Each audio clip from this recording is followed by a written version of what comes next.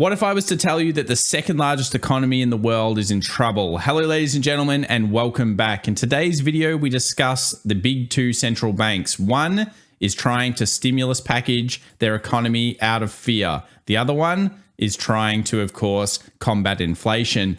Yes, today we'll be discussing the ideas of what the market's actually doing and also discussing Goldman Sachs' new call. 75 basis points is where they expect the Federal Reserve to have to push, and this could break something. So let's discuss what markets are doing, including all the big moves in stocks, commodities, and of course, cryptos. See you soon.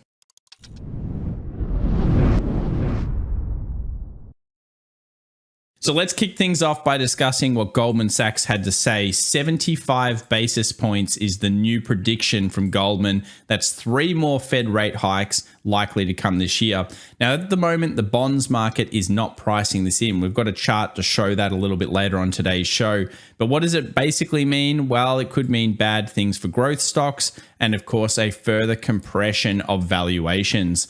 But I wanted to discuss the big topic at hand at the moment, and it has to be China and the stimulus. At the moment, we're seeing a relaxation across the board, especially on loans. Now, debt does build countries. Basically, if we see debt going out of control, it does end up creating growth, and it's one of the big growth engines of the last 70 years in markets. China offers mortgages to 80-year-olds is the new storyline. Well, that's probably not going to end well. However, that doesn't mean that it's all going to go badly now. It most likely takes many years to spill over.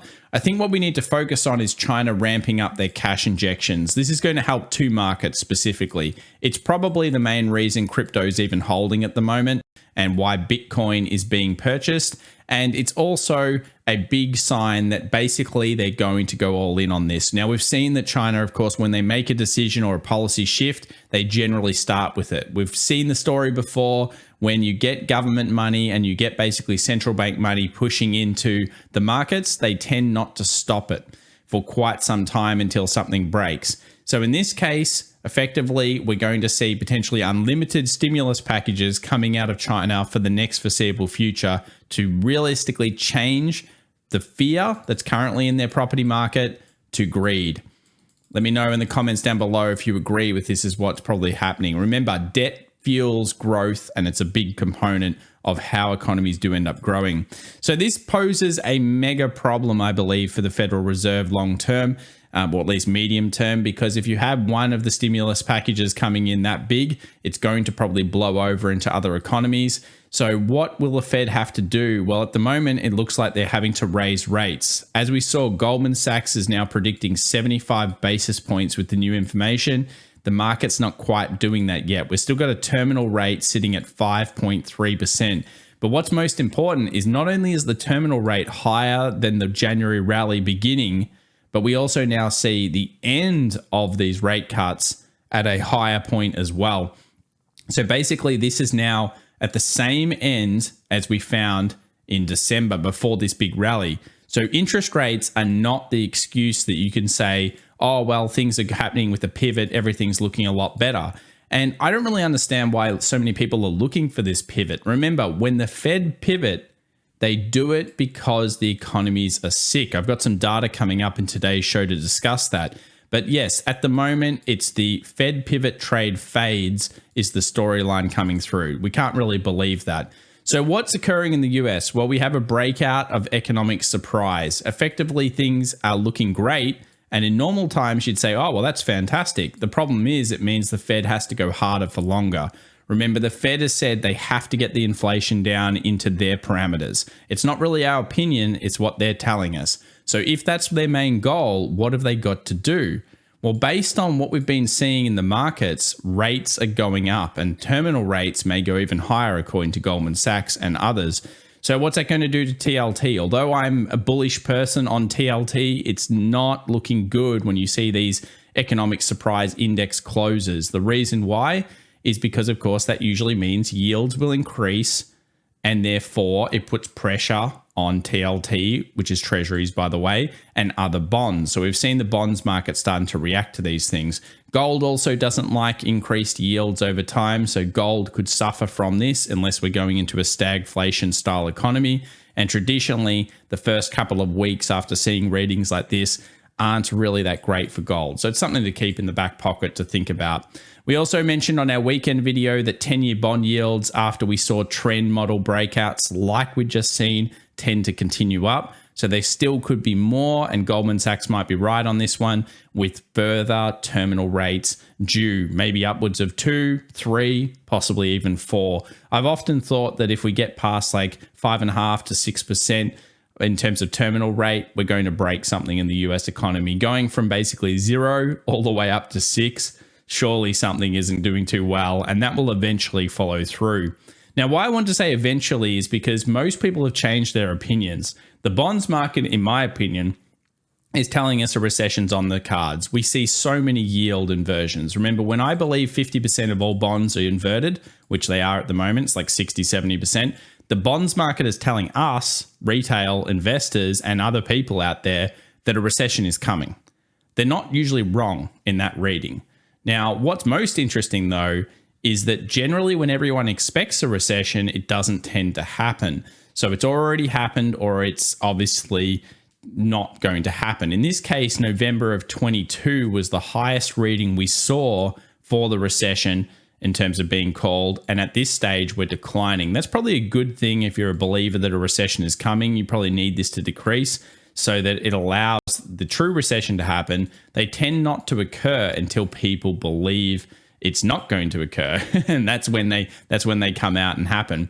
So let's go over to what we're actually looking at in this situation. So history would tell you that when the Federal Reserve is raising rates, they often do it, they pivot, which is this component here, and then markets actually drop during the pivot or the fall. So pivoting is not historically good. In fact, it's bad for markets because it means something's broken and the Federal Reserve is reacting to that to try to support the economy. Remember, no central bank is going to cut rates unless they see bad growth and they think they need to do it to support effectively the debt market and the financial stability of that particular country. Here's the difference when we've been in a yield curve inverted versus non-inverted. Now, I like to think of it as when we have an incredibly yield inverted curve, generally the bonds market's going to be correct. So when the Fed pivots, we tend to see decline. Now, up until the Fed pivots, we actually see kangaroo style markets, which is actually what we could be in right now. So you've got to be very careful this year. 2023 into 24 is going to be one of the most interesting times. You could take the political view and say, usually this year is incredibly positive. When you've had bad midterm years in the US, then you tend to have incredibly positive next years into, of course, the elections. You could take the opinion of the bonds market, which is bad things are coming, or you could take the opinion of I'm just going to trade what I see. And I think at the moment, being nimble and fast in markets at these kind of, it would call almost neutralized market periods or areas may be the best course of action. It's one of those times that you've got to be very, very careful. I've been bringing this chart up on and off in terms of, smart money, inverted commas, versus dumb money confidence. Effectively, this shows us, of course, what retail traders inflow is generally doing and what we'll call smart money inflow, but it's only a portion of smart money. And what you'll really notice is that smart money tends to buy dips and retail traders tend to buy FOMO. And that's the big thing. Recently, we saw huge splits between smart money and dumb money, and it showed us that if we could put that with our technical analysis, then we might need to be paying attention to the charts. I've got another very interesting one that's got to do with options markets and implied volatility and some of the things that we've seen with some of these previous levels in the markets. So definitely watch, subscribe, because I'll be bringing that in the next video. And I think you might like that quite a lot if you're into options and into really understanding how options and the market are kind of manipulating the way that we see things in these markets. But smart money versus dumb money, still quite wide. Obviously, smart money purchasing a little bit of the dip here, but that's normal. They tend to do that. So how do we find, I would say, opportunities in terms of where the markets go over time? Well, one of the things that I like to follow is always going to be something like forward PE ratios over PE ratios. I like to see what the markets are projecting in the future. Obviously, it's an economic projection by economists, but it's the general whole. So why we look at forward PEs is because we can see then the averages. Now, if you think about the average over time, it's at 18.3 pretty much at the time of recording, maybe about 18 now, and around 16 to 17 is the average over time. So are we really expensive? No, we're pretty much neutralized. So in the future, if markets get down to a 15 or even a 14 forward PE, that would be a standard deviation away. So you'd start to be saying, well, wait a second, the market's getting cheap. It's something to think about. Do we know this is going to be a bad period of markets? Well, I've said quite a few times that the data has pointed towards the back end of Feb being nasty. It usually wipes off kind of everything Feb put on and ends kind of at the flat rate in terms of what's happened over the last 70 years. At this stage, Feb into March is the dangerous period. And the reason why it's so dangerous is because it's the highest spike period for the VIX. So Q1 and Q3, they're the ones that you always need to burn into your mind in terms of overall. If you go into a Q1 and everything's really hyperactive and everyone's feeling great, you've got to be cautious about the stats. And the stats say that Q1, especially around the middle of Feb, into that March period, middle of March, back end of March, tends to be the nasty period for markets. So that's the area that you need to be careful of. It's the same thing in Q3. That September issue, August into September into October, into the rally into Christmas. They're the tending market kind of dynamics, the tending seasonality, something that I always keep in the back pocket to bring in. Obviously, it doesn't always work, but if you bring it across with TA, it can really give you some of those explanations. Let's move over to the actual internal workings of the market. So one thing we also talk about is, can we see Wall Street, who usually have to be invested in the markets themselves, especially in funds, they can't just go all cash. Can we see them going defensive? Well, in the last 24 hours of trade, obviously the Tuesday trade here, we saw staples, we saw utilities and healthcare hold near the top, along with agriculture, energy, inflation plays, and things like that. So basically metals, materials, those types of things held up. And that's what you expect in down days. Now, if we go over a 5-day whole, you'll notice the big shift here. The best performing, and yes, I know it's down, but the best performing one is staples. Then we go to metals. Then we go to utilities, agriculture, healthcare. So pretty much the normal kind of things are out in front in terms of they haven't lost as much. And all of the other ones are down the bottom. Now, energy got absolutely destroyed last week. I think it's demand destruction in some ways there. But overall, you can see that the markets are doing the thing that you would expect during a pullback. They're rotating more into defensives and holding there. And you've got to be very, very careful if this continues up if we start to kangaroo. So if we rally and we still see staples and we still see utilities and we still see healthcare holding high, that is not going to be a good sign for the rally. So we'll pay attention, subscribe, follow. We've got this thing covered. We'll see if we can get that one down. If you like that stuff, of course, give it a thumbs up. Let's move over to the earnings watcher over here. So we've got their, I like their kind of report here. I think it's kind of cool because it shows us the implied movements. So these are the expected options moves moving in. Obviously, it can be up or down. So we've got the big kahuna here before the open, NVIDIA. Oh, your guess is as good as mine. Great company, but is it overpriced? We'll have to find out. Obviously, at the moment, we'll look at it. It has those really nasty tweezer tops on it on the weekly. So that's going to be a pretty big one. And we've got that before the open. So I think NVIDIA is probably the biggest, but there's some big implied vol moves. Lucid, over 16% expected move. Unity, massive one. I know a lot of you out there like these types of stocks. And Teladoc always seems to go down, but overall it's got the 16% implied vol. So we'll find out what happens there, but make sure to always know your risks before getting in. Let's go over to the charts, and we've got some serious charts here. So we'll start off with the VIX. As expected, if markets drop off, you're probably going to see an increase in the VIX. That is what happened. Volatility does tend to spike over this period of time, so no surprises there. Let's move over to the US 2 years. So we saw 2 years going up a little bit through the Tuesday session. We've obviously got this 4.8 previous high. So I wonder if that's going to be cracked over the next couple of weeks. If it is, expect the markets not to like that. So set an alert for it. And then we've got the terminal rates. So this code here is pretty much the month. Basically, by August or September of this year, we expect the federal, well, not we expect, the bonds market expects the Federal Reserve to be hitting terminal. Now, they're starting to wake up to these new higher rates for longer concept. 5.35% terminal rate. Will that go to that magical kind of 6%? I would love to see some guesses in the comments as well down below of what you think might happen, because it's getting pretty high. US 10-year also starting to break out here. New high reached over the last couple of sessions, and you can see it just kind of has closed above there at the time of this recording. Now, if it continues up, if we go through history, we're starting to get into some pretty elaborate levels for the US 10 years. So yeah, certainly I wouldn't expect it to go near these highs anytime soon, but it's breaking out. And again, it shows bad things for the bonds market and more importantly for what the Federal Reserve has to do and growth stocks. So TLT suffered due to this, down 1.95%. I still like TLT. I think treasuries are an interesting place, and at these green box levels, it's more, I don't really trade treasuries, but it's certainly in level where I've spoken to some bonds traders, and they tend to like the treasuries and the high grade corps at certain prices. We'll see what happens. What's not good is junk. So if you load up junk bonds, which is over here, oh, it's still worse and gets worse by the time. Now, we've always used this comparison in 2022 where we looked at junks versus the market. And yeah, junks showed us there was weakness recently, and certainly we had to be paying attention. While we were going sideways on the stock market, junk bonds were floating off down lower, and there's a lot of trade here. But if this continues to slide, then we've got a problem, and we need to continue to watch junk bonds, because as they're falling off, if the market then starts rallying and junk bonds are going down and the markets are rallying, you know what that means? Probably a false rally.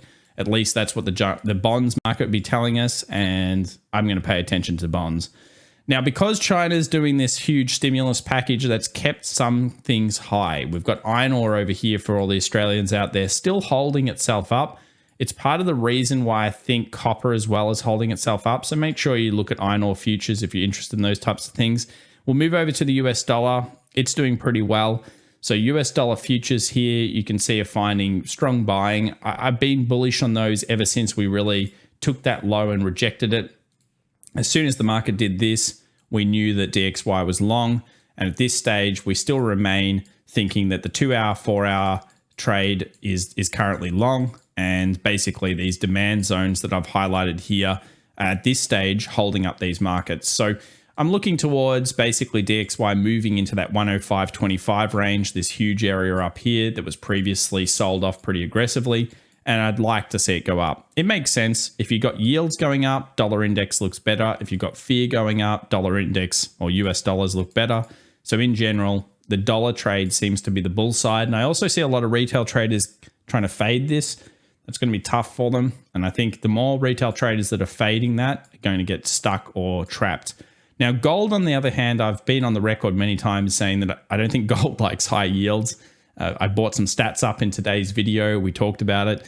Yeah, look, you could make a case for slight temporarily strength in this type of technical, I guess you would say, setup for gold. The small timeframes kind of point towards short as well. So it's a tough point for gold. I'm kind of going to go neutral on it. I still think it can get down to 1800. At these levels, we're back at demand. So we're back at a demand zone. We took it, we rallied, we found some resistance up here. If the dollar index continues to strengthen, you would have to think gold would go down. And if you look at even these 2 hours, you've got these really strong rejection wicks. So for bulls, well, you want a new high. Get above 1840, kind of 8. Then you're probably looking pretty good for at least a temporary kind of run to 1860s. But at this stage, most of the trajectory is down. The 2-hour, 4-hour swing is down on this one as well. Copper had a nice rally in it. I think this is due to the stimulus that we saw injected on Friday from China. Big deal, of course, with copper, and China's just trying anything it can do to get that growth off the ground. It's back to a 61.8 fib of the little move. So this is the move down. And yeah, we saw the kind of signs that the market might be wanting to do this when it took these lows and then it rallied through, and then we saw this little bullish candle. So 2 days of futures and 2 days of market action has pushed us back to the next critical point. Copper really needs to fail here. Now, copper tends to have bad March, so it has a really bad March period. Feb's, so can be a pretty strong point of time, but March tends to be pretty bad for it. So we'll have to find out whether March again brings the pain for copper. But yeah, we do have the dynamic of China and the stim packages at this point. Natural gas continues to be the widowmaker trade. This thing is terrifying, and this is why it's terrifying. Look at that chart. Horrible. So we talked about the concepts of this level being a potential low for natural gas. We didn't see the right build. It's a freight train down, guys. It's a falling knife. It's cutting people up. You've got to be really careful. What are you buying it for? Investment purposes, or are you buying it for a trade? If you're buying it for anything really, you probably need to see it base. We haven't seen any base structure, and we're through every one of these lows. So this week will be an important closure for it, just depending on what happens. But we're in kind of no man's land at the moment. This is an area where you would have to think that at the moment the pressure remains down, and it's certainly a crowded trade in terms of, there's no doubt a lot of shorters on it, but I've seen a lot of people chattering about the idea of buying here. And that's why, you need to have patience, and you need to have your ability to recognize how markets switch and turn trends. There's only really three ways it happens, but in this case, nothing has changed in the trend side. Let's move over to Tesla. So Tesla fell pretty drastically, obviously 5.25%. We're nowhere near the expected weekly options lows or highs. It held okay, but I've got this little trend line here that I guess Tesla's gotten through. It closed on its lows, which is not exactly a positive sign. And actually most of the market closed low. So that means it closed near the end of the day on the lows, and it makes you think that rallies could be met by sell demand at this point up until key levels. So yeah, Tesla, I'm still looking around that 190, 185, hoping it can kind of come down here. And if buyers really want to commit, that's probably where they're going to try to do so. Watch this one, be careful here. I think there's a lot of potential risks. We have many, many gaps sitting at lower points. And again, if you're thinking about this and you're going, well, what's the potential? It did like this massive bounce, huge rally, and generally markets like to come back. And we've got this big gap fill that sits in there with a decent pullback as well. So I think sometime in the future, we theoretically should revisit these lows. The question is when, and that's going to be a big point. Extreme level 2 is still open, but trend line was broken down below. Let's now load up the options for Tesla. I'm going to refresh this so we've got them here for Friday. Notice the 220 calls, obviously a decent amount of call end here. I don't know what this person at 360 is doing. Put side is 190, so that's the biggest put side at the moment, 200 and 190. And we'll see how this eventuates through the FOMC, because of course we've got the meeting minutes, but overall 220 being the highest strike this week, and calls everywhere. Move over to Apple. Apple's got some gap that can fill, so Apple could seriously get down to 145. It's actually at the weekly expected options low within 1 day, so that's pretty surprising. And underneath that, so now it's trading in what you would call the extreme zone based on the options market thoughts for the week ahead. So we're in kind of that lower percentile that you don't expect the market to be in these areas most of the time. 68% of the time it'll stay here. So we're already underneath that. This is one of those ones where you combo it with the market. What's the S&P telling you? Apple tends to move with it quite a lot. It's still a big gap that it could fill. That's at 145.44 in my opinion. So again, the gaps there, very interesting. Let's look at Nvidia. Big earnings coming out. This one will be very big, I think, for our semis across the board. So Nvidia's at 206. Again, another stock closing on its lows. So potential rallies here. I mean, obviously it comes down to earnings more than anything else, but we saw that watch reaction zone. It's sold off twice. And the big thing here is the weekly. If you look at the weekly, that's a tweezer rejection. It's not a strong kind of candle pattern for bulls. It's got a huge rally in it. So if Wall Street wants to pull the rug, it's the right type of time for them to do it, being that February into March period where we see the spikes in volatility across the board. But yeah, earnings, that's the one that'll come up to. Let's go over to the Australian market, the ASX 200. It's at kind of like the first, you would call it, potential resistance becomes support line. I've highlighted two green areas that I think real buyers could come back into the Australian market, 7,100 or just around there, and then 7,000. So for the Australian viewers out there, I cop a lot of flack in the comments. You're from Australia, you only talk about America. Hey, I talk about the best market in the world, guys. The American market's the best market in the world. But, we have the best dividends here in Australia. So I'll start introducing this. If you like that stuff, of course, stick around for it because there are great divs in Australia. CQQQ, even with the stimulus packages, still seeing weakness in China stocks. However, as a fundamental, they're technically cheaper. There's just so many political risks and all sorts of things going on here that I guess people don't really want. I think the markets would have been even more stim packaged if that was there. But we'll keep watching this. Obviously, the supply is leading to shorting some zones, kind of like down here in that 42 zone will be very interesting. And we've got some announcements coming out from some companies this week as well. This is our combo that we've been using recently to show us where the true breakout has occurred, which is the Qs versus SPY. Usually in an economic recovery, you expect the Qs, that is growth stocks, to basically outperform S&P. And they should be the ones that lead the charge. Historically, that's what's happened. You've seen consumer discretionary. You've seen things like technology usually lead the charge. It's ground to a halt in recent weeks. This is our trend line that we've got. It's a pretty good trend line. We're constantly looking at this one. So make sure you've got it on. Make sure you're paying attention to it. If this thing randomly gaps down and starts to weaken off, then you know that the markets are starting to really price in that inflation, that higher interest rate risk, and it could spell bad things for the Qs, and more importantly, really bad things for tech in general.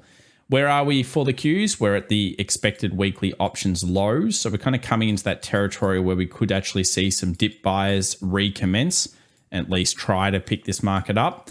And we'll move over to the US 30. You can see here broken through our little triangle to the downside. We're not through the horizontals, which I tend to use more, but yeah, certainly it broke through. I mean, the downside was ended up where the Dow wanted to go. So at this stage, Dow looking kind of weak.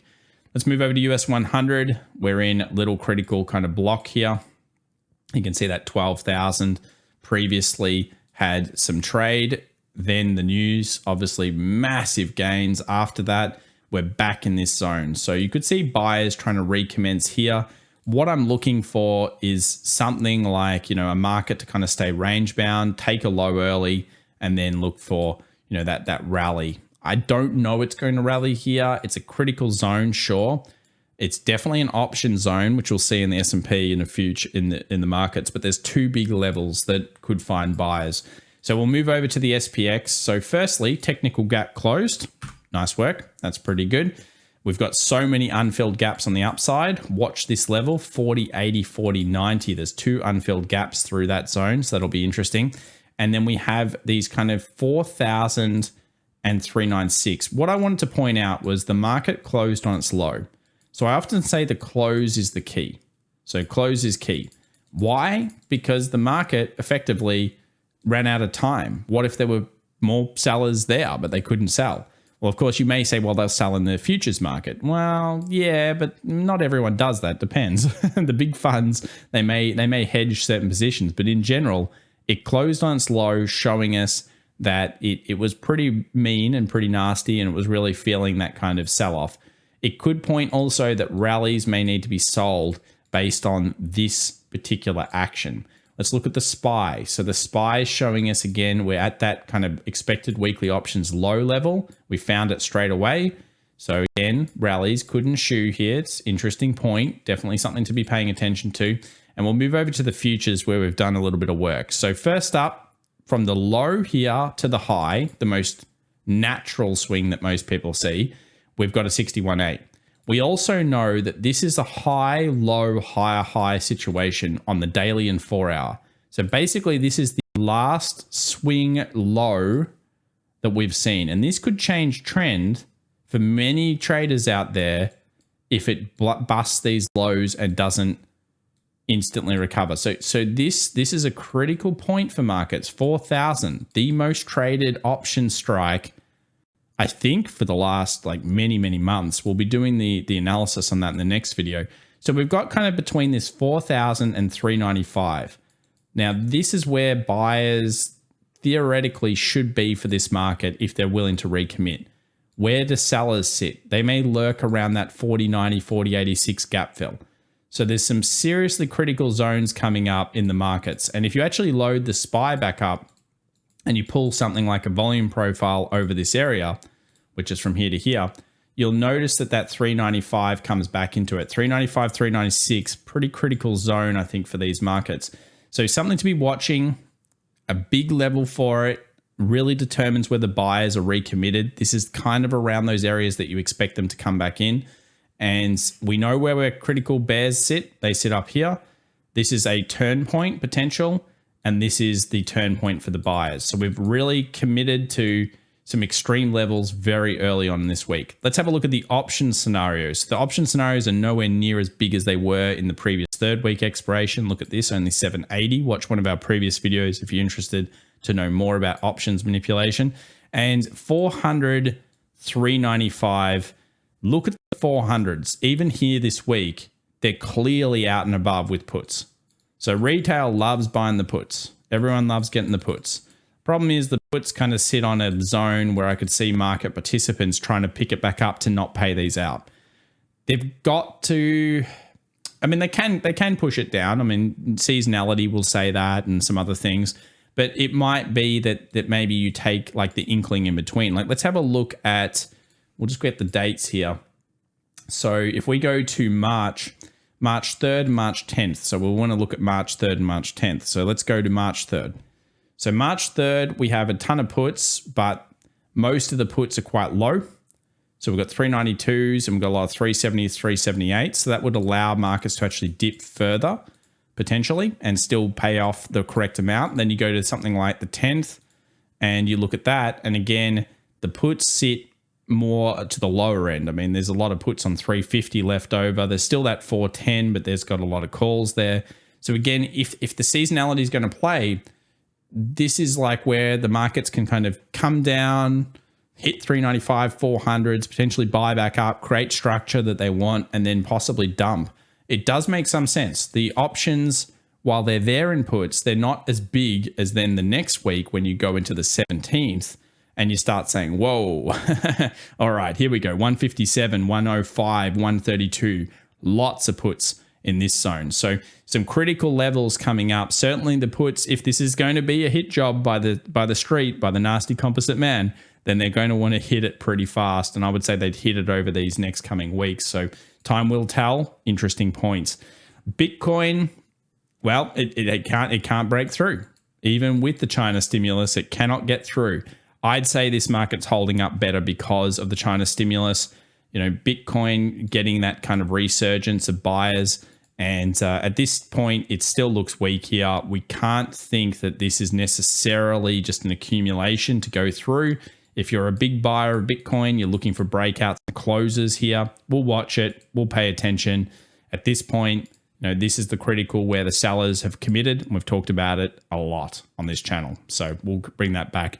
FOMC meeting minutes are coming out on Wednesday. I'm sure that will create some kind of movements in markets. I'm not sure how big a deal it'll be, but certainly we always look at the meeting minutes and we'll have a coverage of that. And then we've got core or prelim GDP. Usually that's whatever, but we'll find out. And then we have core PCE price index, 8:30 a.m. Friday, February 24th, on top of the earnings stack. I know it's been a long video, but if you made it to the end, show your support, subscribe to the channel, like the video, or dislike it if you don't like it. It's up to you. And then also follow us over on the socials. Remember, we share stuff on all these socials. So join us in the Discord, on the Twitter, and even on the TikToks if you're interested. We will be posting more there. Thanks so much, guys. Thank you for watching. We'll see you in the next one. Bye for now.